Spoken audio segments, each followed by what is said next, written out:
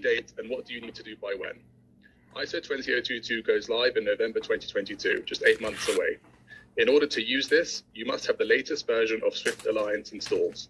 If you're running your own Swift infrastructure, this is something that you need to do yourselves. Or if you're connecting through a third party like a service bureau, please make sure you contact your bureau and ensure they are using the latest version of Swift Alliance. Between November of 2022 and November of 2025, Swift will support both FIN and ISO messages in what is being called the coexistence period. In November 2025, Swift will retire the FIN MT1 series, 2 series, and 9 series messages. So after November 2025, if you try to send an MT103 or an MT940, it will simply be rejected by Swift, and you will instead need to send an ISO equivalent message. Now, some of you might take away from this that the migration deadline is November 2025, but that's not quite right. And that's because there's a very important distinction between sending messages and receiving messages. Just sending messages, you have until 2025 to switch to ISO. And this is because you are in control of which messages you send. But this is not the case for receiving messages. You're not in control of which messages your counterparties may send you.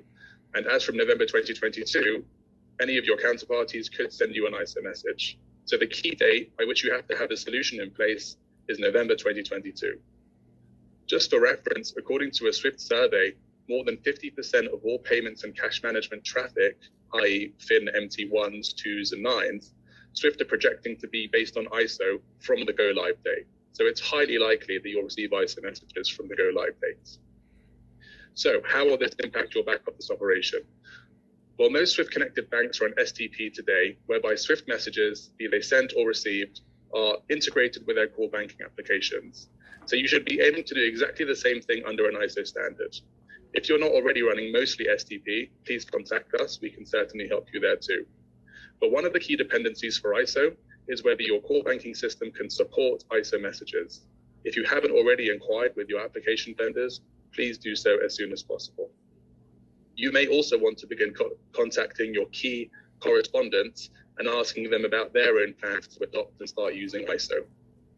Just to share our experience with you, having spoken to many banks already, some vendors are ready to support it today, and others are working on supporting it in a future release.